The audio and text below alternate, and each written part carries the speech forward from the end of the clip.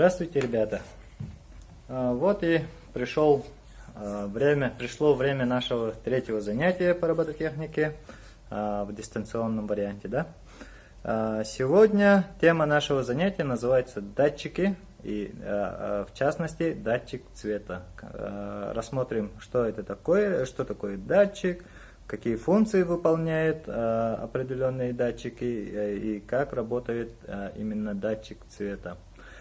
Попробуем немножко попрограммировать и сделаем какие-нибудь определенные выводы. Вот у нас здесь есть замечательный робот. Сегодня он будет нам помогать. В этом роботе в ходовой части есть два мотора, подключенные. Они работают по отдельности и подключены к портам B и C.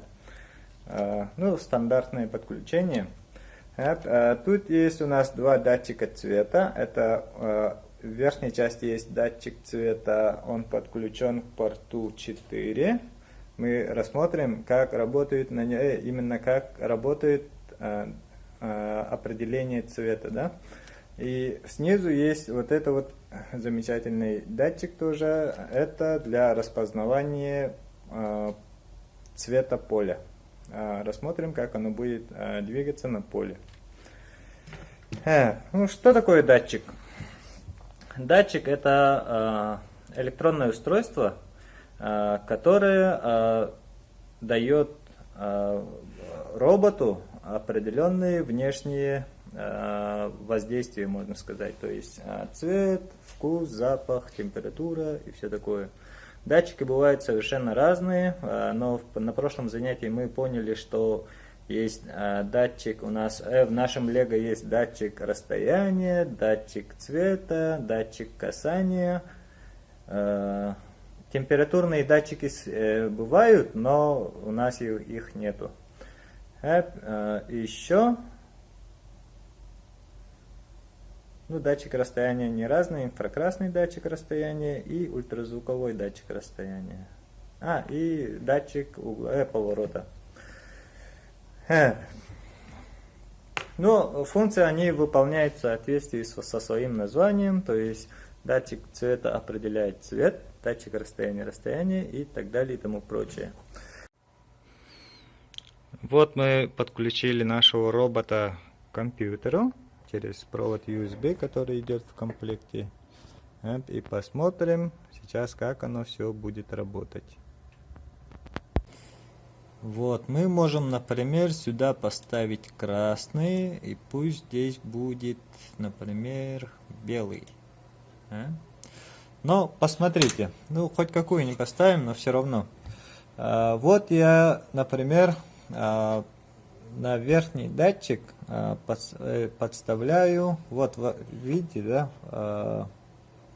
в правом нижнем углу тут датчики, подключены два датчика и вот моторы подключенные, да. Наш верхний датчик подключен к 4-му порту, так как перед ним ничего нету, он показывает пока 0, да, отражение цвета. Теперь посмотрим, вот выбрали показывать цвет, какой показывается, и подставляю красный. Говорит 5-й. Подставляю желтый. Говорит 4-й. И подставляю черный. 1-й говорит. Давайте теперь посмотрим. Если мы сюда подставим, видите, да, показывает черный, то есть 1-й. Вот еще раз подставляю, и смотрите на датчик, как он реагирует. То есть он видит именно черный цвет. Теперь подставляю красный. Какой он должен показать? Правильно, 5-й должен показывать. Теперь подставим белый. Белый подставили. Какой должен быть? 6-й. Вот как у нас происходит определение цвета. То есть мы можем сделать так, чтобы при определении какого-нибудь определенного цвета оно у нас увеличивалось, да? Пусть будет, у нас есть 4 разных цвета.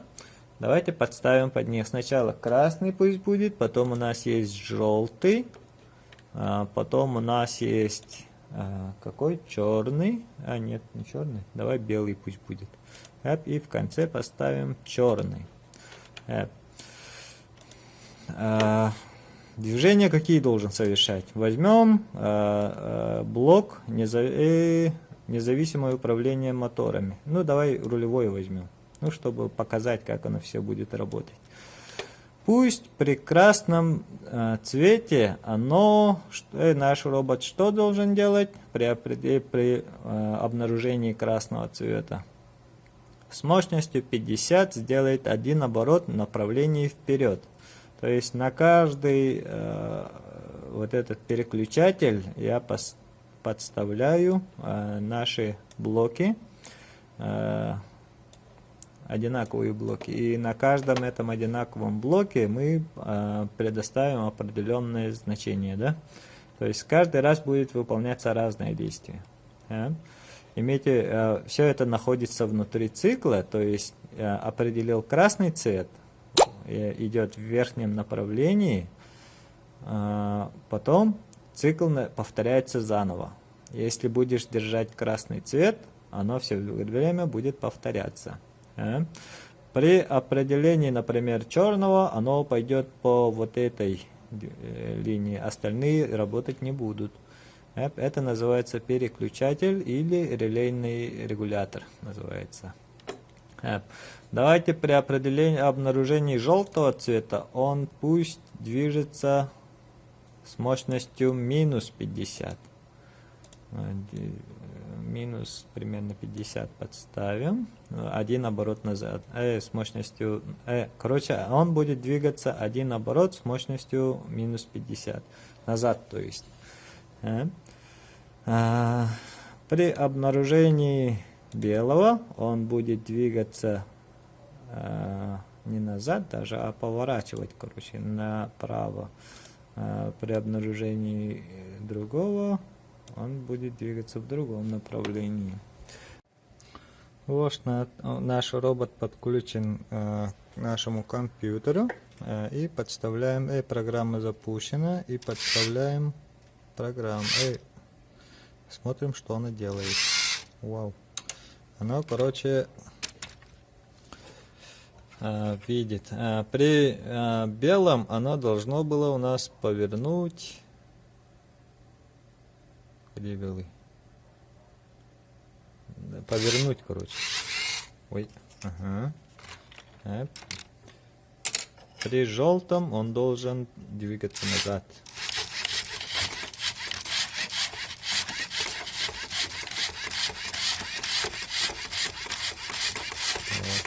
Вот, замечательно у нас работает. И черный.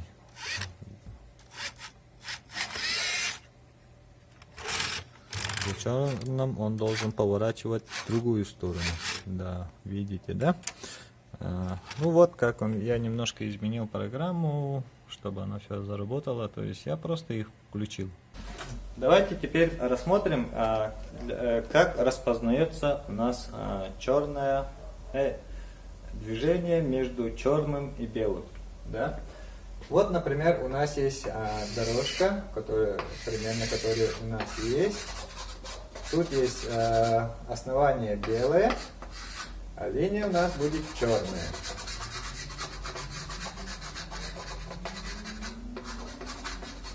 Но для движения по линии, именно по линии без перекрестков, без нахлеста и все такое, нам нужна одна линия, которая соединяет вот эту черную и белую линию. То есть граница между черной и белой. Да?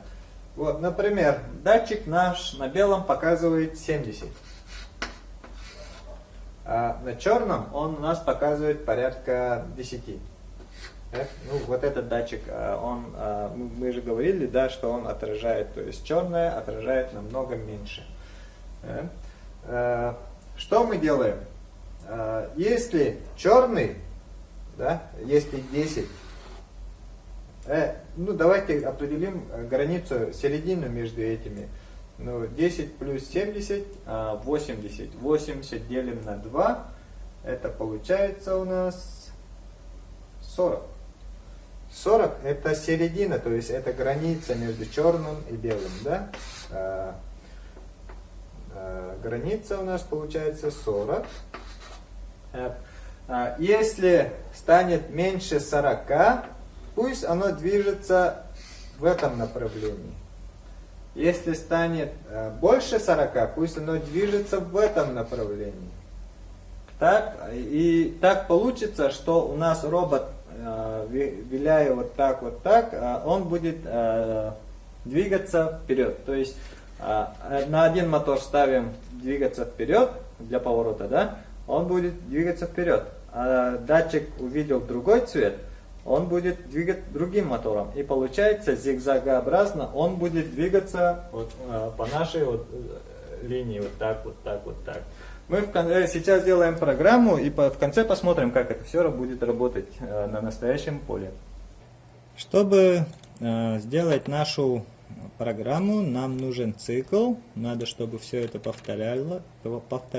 Наш переключатель.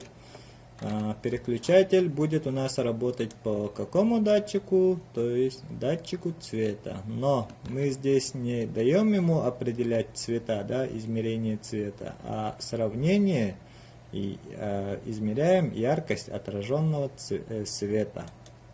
У нас подключен к порту 3.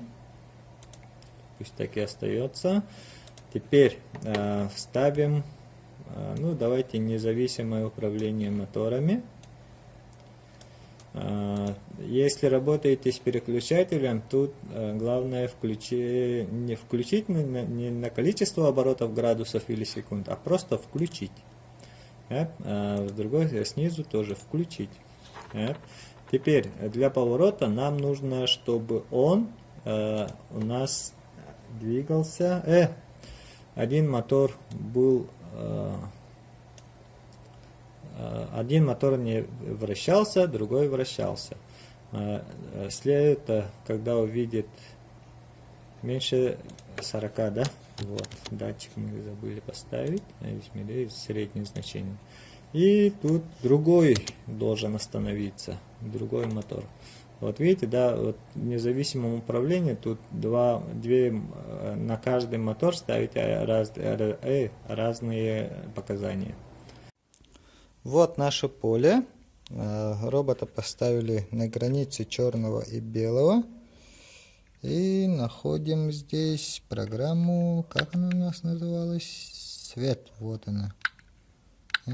И запускаем.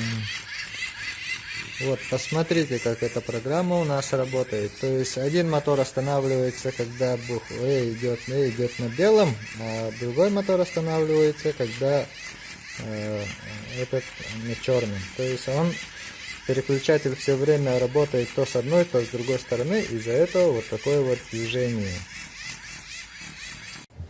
Ну что ж, ребята, сегодня мы поговорили про датчик цвета, как она определяет цвет, как это все в программе работает, и на компьютере как это все посмотреть, как она работает, да?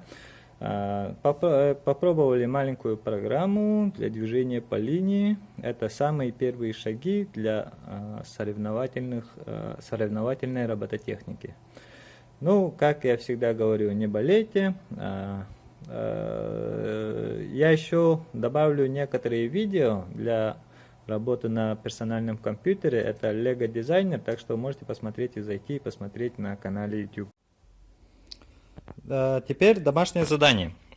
Вот, тема у нас будет папье-маше, да? Вот у нас ребята старшие классы сделали замечательный танк по технологии папье-маше. То есть Здесь снизу использован набор Hyuna MRT, который у нас есть, который вы будете скоро изучать, да? Но сверху сделали его как прототип танка Т-34-85. Вот, оно участвовало... сломалось. Ага. Вот эта работа участвовала на городском НТТУ, то есть выставке технического творчества учащихся, и заняло первое место. Смотрите, вот здесь основа сделана по технологии папье-маше. Видите, да, видите, там газетки там из А4. Здесь в этой работе это бумага А4 и что еще там? Бумага А4, немножко соли, мука и вода. И все, из этого сделана вот такая красота. Домашнее задание, вы поняли, да? Сделать технику по технологии папье-маше.